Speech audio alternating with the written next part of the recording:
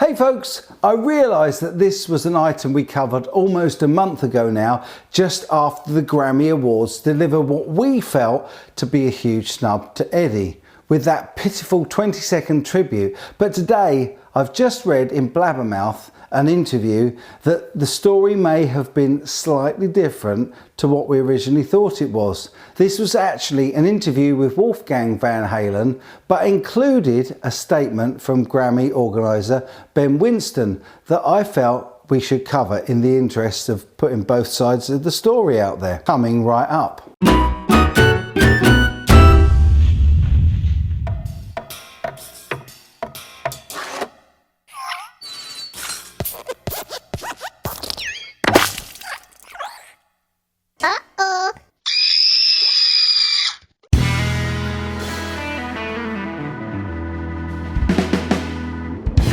In a week where one of Eddie's Frankenstrats sold for just $50,000 at auction, which seems like not a huge amount, even if it was just a backup guitar that Eddie kindly gave to Leslie West. The first thing I want to say is that this video is in no way a defense of the Grammy snub. We all know that the awards are for the industry insiders, purely contemporary music artists, and don't represent the mainstream in any way anymore.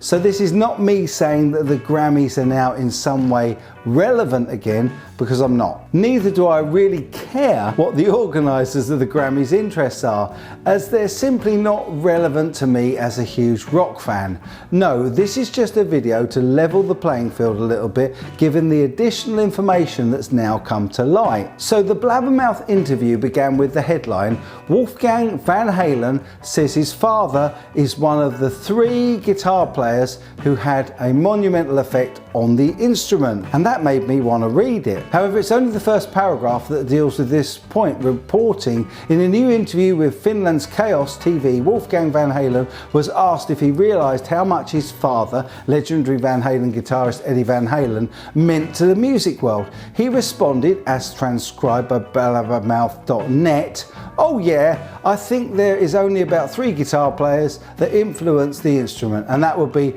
Les Paul, Jimi Hendrix and my father. I feel like you can't really argue the monumental effect that they each had on the instrument." I'm not going to comment on the point made by Wolfgang there. Suffice to say that I was hugely influenced by Eddie, and I'm sure that Les and Jimmy were also huge influences on many too. I'm sure that many of you will have comments about which guitar players had the most effect on the instrument over the years, and I doubt there'll be a consensus of opinion over this list. However, I'm keen to hear your thoughts on the subject, so please be sure to let me know what you think have been the best and biggest influences on the guitar in the comments section down below. However, what came next is something I felt that I must in all fairness report on, because it's somewhat enlightening when compared with what we initially thought at the time of my first video on the topic going out. So the article went on to report, Wolfgang also again reflected on the way Eddie Van Halen was recognised at this year's Grammy Awards.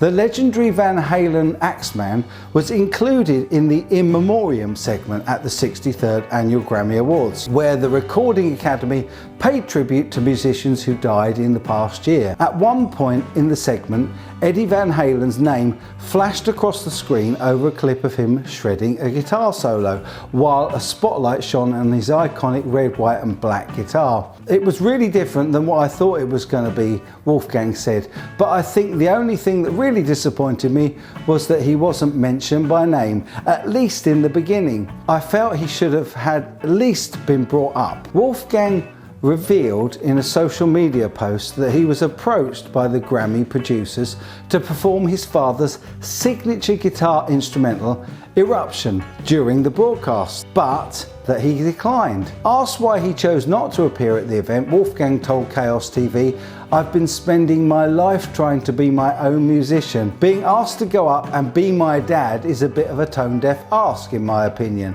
The people who have been criticising me for not doing it, I don't think really thought about how I would feel in that." Last month, Grammy executive producer Ben Winston defended the Recording Academy for the way it recognised Eddie Van Halen at this year's Grammy Awards. He confirmed to Variety that Wolfgang was asked to appear on the program programme, and that he explained the reason Van Halen ended up not getting a longer tribute during the event.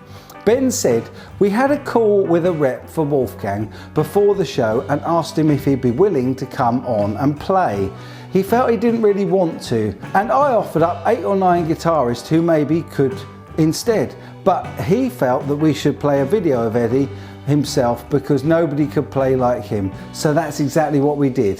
He continued, "I would have loved for it to have been longer than it was, but Eddie was the only person in the whole in memoriam section to play their own music with no other faces being seen. I felt that it was an appropriate tribute to him, but if Wolfgang didn't, I'm sorry about that, of course. It's such a horrific thing to lose a parent. We did the best we felt we could." So the thing that I didn't realise was that when Wolfgang turned down the opportunity to appear for his dad, the organisers had suggested 8 or 9 other guitar players for consideration to him to do a tribute. So that means that some of the great suggestions, such as having Bruno Mars do a version of Michael Jackson's Beat It, could have actually been a thing. It seems that the Grammys did indeed want to do more of a tribute to Eddie. However, it also seems that Wolfgang himself had blocked the idea and instead had only asked for video of Eddie to be used. So it could be said that Wolfgang was a major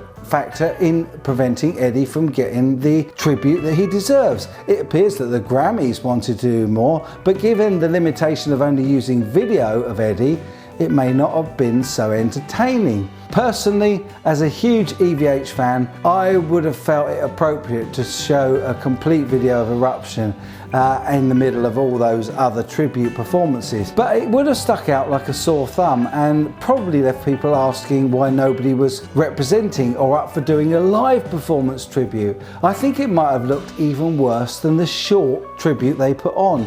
Personally, as I said previously, I'd have loved to have seen Nuno up there shredding some Eddie licks alongside other contemporaries, which there must be more than 8 or 9 to choose from, surely. So my question for you in the comments below is, did the out of touch Grammy organisers or Wolfgang Van Halen scupper the tribute to our hero that night? Is this the result of an intentional snub to Eddie or a reaction to the response they got when approaching his son to represent? I still think that there's no excuse for not listing Eddie at the start of the awards section in the section dedicated to artists we've lost this year, as he was undoubtedly a massive loss to the industry.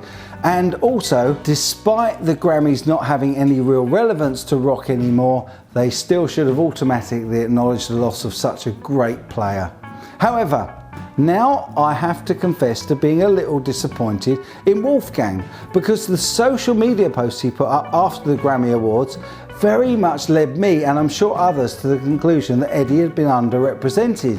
However, it seems clearer now that actually the Grammys had their hands tied by what Wolfie allowed them to use. I wish he'd just said to them, do what you want, you know, I'm not up for playing in my father's shadow, but please feel free to invite any other guitar player who'd like to pay their respects to him, come on and play something as a tribute. Please let me know your thoughts in the comments section below. Was it a snub to Eddie, or was it a reaction to Wolfgang that the Grammys tribute was only 20 seconds long? I really look forward to hearing your thoughts on the matter, because as always, I just do the reporting and it's up to you guys to do the commenting and express your opinions. Please try to be respectful in your responses, even though I know this is an emotive subject for so many guitar players for whom Eddie was simply the king. As always, if you've enjoyed this video, please be sure to give me a thumbs up, and if you found this video to be less than you hoped for, please also let me know by giving me a thumbs down.